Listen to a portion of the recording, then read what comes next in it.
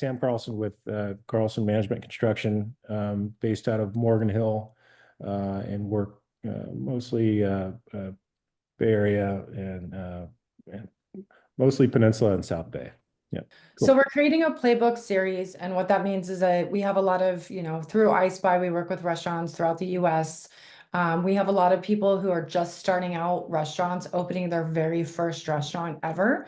Uh-huh. So for example, we just recently, I know that I've done an introduction with Mel to you, and she's opening up that with Winston's Champagne Bar in Los Gatos. And Right. going Okay. through and just kind of speaking with her and getting to know her, she mentioned all the struggles and, things that she wished she would have known. And so it just kind of led us to this inspiration of creating kind of like a playbook series that just really allows somebody, if they're expanding or they're opening up their first restaurant. I even have a client that we're going to be interviewing who worked as a CEO of a company, but actually is now opening up his first restaurant. And so there's just a lot of things that even me opening up a restaurant, I still am like, God, I do, what do I need to know? I forgot, it's been 2 years. So Yeah. just having kind of like a playbook to be able to say, here are things that are important. Here are some things to consider and think about before you, one, sign a lease. Two, as you start to build out. We've already interviewed an architect, which I know I put you in touch with Jimmy. We're also working with a financial company, a lawyer, a broker. And so we thought it would be a great opportunity as well to interview you from the GC point of being Mhm. able to say, if somebody was coming to you for the first time being a restaurant, opening up a restaurant, and they came to you to say, what do I need to know? What would that look Yeah. like? What would you say to them? Yeah. Well, you want me to start with sort of my background and Yeah, so first, of course, yeah. if you can go ahead and just do like a quick little bio on yourself. Yeah. So, basically went to school as a civil engineer, graduated, did mostly construction management for heavy civil projects for about 10 years. Then sort of transitioned into a development role where we built out another, I don't know, 15,000 square feet down here in Morgan Hill. So a lot of work with cities, different subcontractors, even GCs at that point. And then sort of transitioned into a GC role where I took on a GC company as the president and worked towards doing commercial TIs along with some residential and whatnot, especially during COVID. And then I've sort of found myself in this spot where I've got the majority of what we do now is mostly TIs, but also, smaller residential just to keep people busy. And then I have a separate company that I deal mostly with public entities. So that could be cities, that could be school districts, that could be municipalities, like a JPA or a wastewater and stuff like that. So basically, I've learned how to deal with basically getting the work done, but also dealing with the relationships that it takes to get to that point. And so I feel like that has given me some good perspective on if you get to that point where you're ready to start a business. I also do some leasing, or I do all the leasing for our building here in Morgan Hill. Um, so what I try to bring to prospective clients are that concept of, okay, so what is defined in your lease? What are you looking to do? And then as you work into the project, upfront job costing along with actually executing the work, getting it done, getting that person open and ready to start building money in the opposite direction as opposed to all the expenses. So So, and if somebody was looking to, of course, opening a restaurant and they are Mhm. starting to interview general contractors, what should somebody be considering as they choose the right person for their project? Certainly uh, personality. Yes, Can that's a you big work with one. this person because you get relatively close and sort of try to build that relationship? So someone who's relationship first, the costs are going to be the costs. Someone takes a small job and builds a fair approach to getting that completed, or if it's a larger job, like in our instance, we've had one or two things, and so it's sort of a way of building a relationship and helping. You'd never want the contractor necessarily to be hurt on his or her end, but also you don't want someone who's looking to um, you know go to Hawaii on your project in a way, right? Yes, for sure. Yes, I know timeline's always a big one because sometimes, people are in For such sure. a hurry to open and how long is this going to take? And often, GC will quote a certain amount of time. And you hear a lot, at least I hear a lot from the industry of we were promised 90 days, but it took 5 months, right? And so I Right. think that also having that very the integrity, that personality of being able to feel like you can trust in someone. I know Yes. personally from working with you, like everything that you've said that you would do you did, and you did on Yeah. time, and you constantly communicated. And I've Yeah. worked with a lot of GCs in my time. That's not always the case. Um, Sure. so I think, like you said, I think personality, I know that that shouldn't be like the only thing you're looking for. Obviously, you want somebody who you can look at the design, you can look at their work, their references, but being able Yeah. to track and work with somebody that you feel good about being able to stay in communication with is, in my opinion, is very key.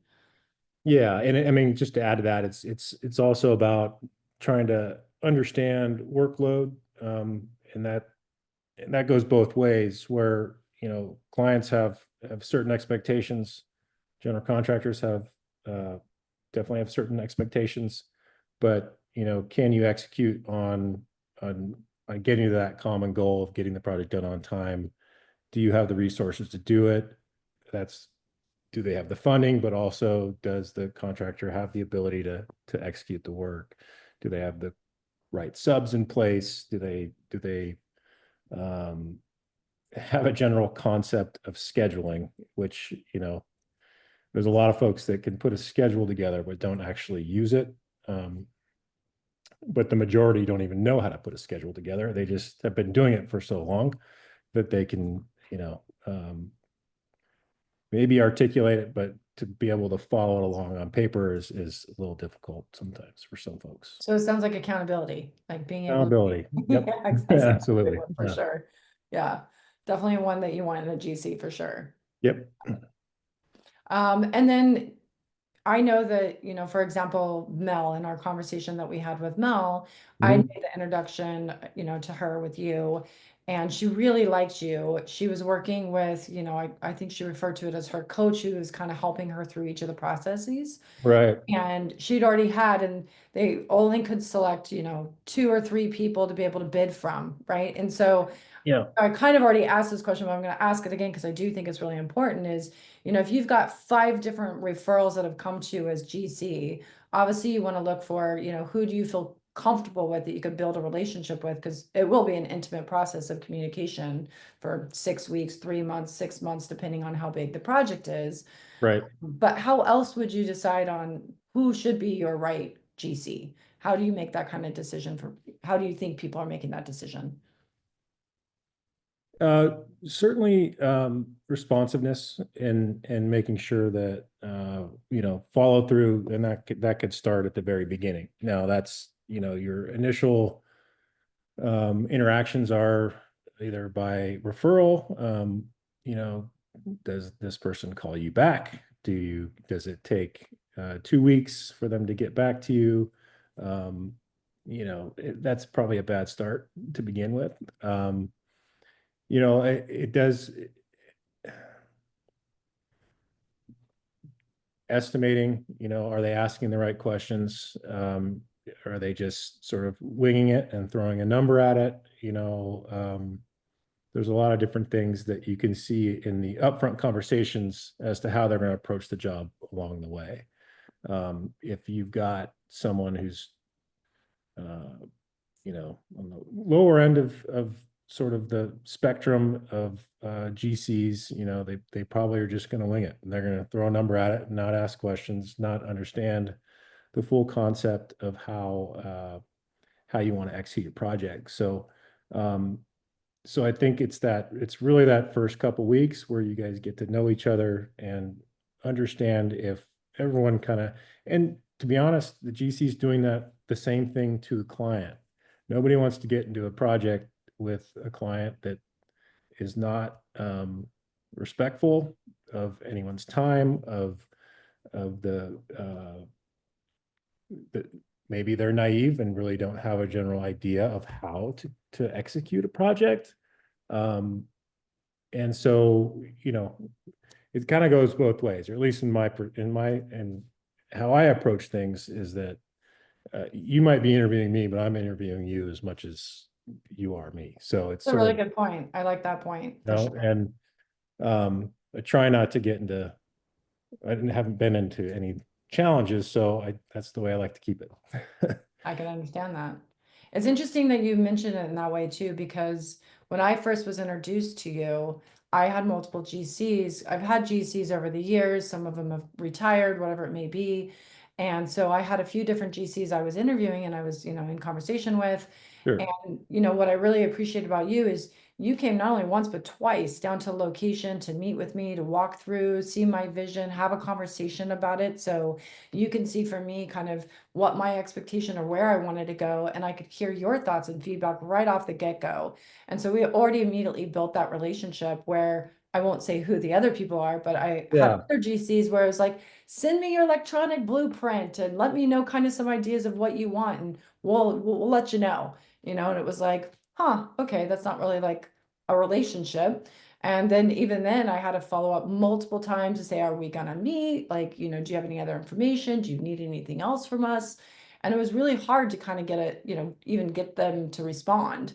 And so I think it's really important for anyone, if you are going through and looking for a GC or changing GC, that Yeah. personality, that integrity, that relationship, that communication, you can see that somebody's being followed through with.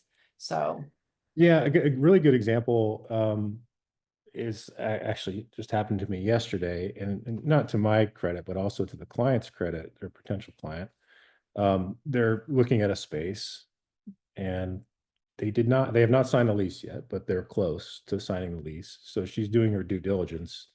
And so we met on site. We had a nice conversation, and then I have pretty good relationships with the folks here in town, and so I sort of sent her in that direction to sort of do her investigating of the property, and because there's lots of things that you can unforeseen costs that come up as you're about to enter into a lease. You've got um, potential of impact fees, which some building owners won't pay those, so it's up to the tenant to take those on, and those are thousands of dollars that people don't expect, and that comes at the time of permit. So once you do that, you're sort of you're half baked, so you have to follow through. So along with, was the TI done through the health department or through the building department that was done prior, and trying to focus on what has been done beforehand before you enter any lease agreement or buy a building or whatever it may be, um, so that you can totally understand the total costs of what you're going to get yourself into. Because um, and then that conversation will likely lead to a project at a later date. So um, those are kinds of the things that I like. I find that to be interesting and fun to do that, just because I've had my own experience with it. So. yeah. And then, one of the things that we've heard from a couple of people who have been opening up a new location, that they've already signed the lease, they have the location, they're going through so many steps, and now they're at the point that they're starting to interview and bring on their GC, but Right. it's almost as though it's too late because maybe they don't have enough power. And now the landlord isn't going to give them, more power to be able to produce the food that Yeah. the kitchen and the layout that they're looking to really bring to life, right, for their concept. So do you ever get involved even prior, or would you recommend somebody reaching out to a GC prior to a lease to look at this space prior to? Well, absolutely. And it's worth paying, even not that most folks probably wouldn't even charge for this service, but it's absolutely, I mean, I would require it. It makes a ton of sense for folks to do that because even if you can get your design team organized ahead of time, so you have your design team, your GC, and then the GC can bring their subs to sort of understand what it's going to take, and then you can start asking the right questions, whether that's to the city, whether that's to the the building owner, and trying to determine your overall cost, because that upfront cost is usually a substantial amount, and can parlay into your lease negotiations as well. I mean, if they are being hard nosed and not offering a TI allowance, they're not going to maintain or warranty the HVAC system or anything like that.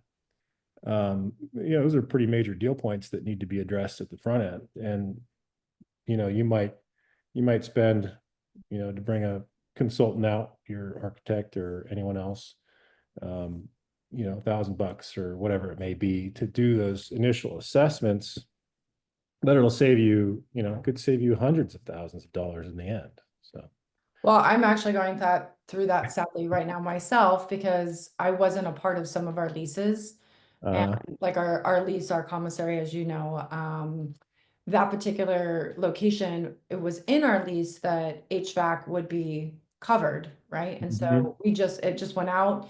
It was like $30,000, because it's 8,000 square foot, it's huge. So yeah, we replaced it, no questions asked, super simple. But in my lease, I'm just learning now, for one of my other locations, thankfully it's small, but we went to the landlord to ask, and it's like a 30-year unit, and we've only been in it for 6 years. And they're like, no, that's on you. So now we're having to come up with 10 grand to pay for a new HVAC. So it's like, that's one of those things that I don't think that a lot of people know, getting into this business, of the questions that are so important to ask. And one of the reasons why we really wanted to create this playbook series, so we can think of, here are the things and here are the people and what they each say that you should really think about before opening up a restaurant. And even creating like a checklist of saying, did you ask this question? Did you ask about that? Is this in your lease? Think about your power, think about your HVAC. yeah. So No, many moving pieces. that's another one, in terms of power is also an excellent question. Yeah, because if you don't have enough power, a service upgrade is not cheap, and it's very time consuming, and could take years to get the service upgrade that you need. So yeah, it's a good point. Yes. Anything else that you give for tips for anybody who's looking to open up a restaurant? As GC or just in general?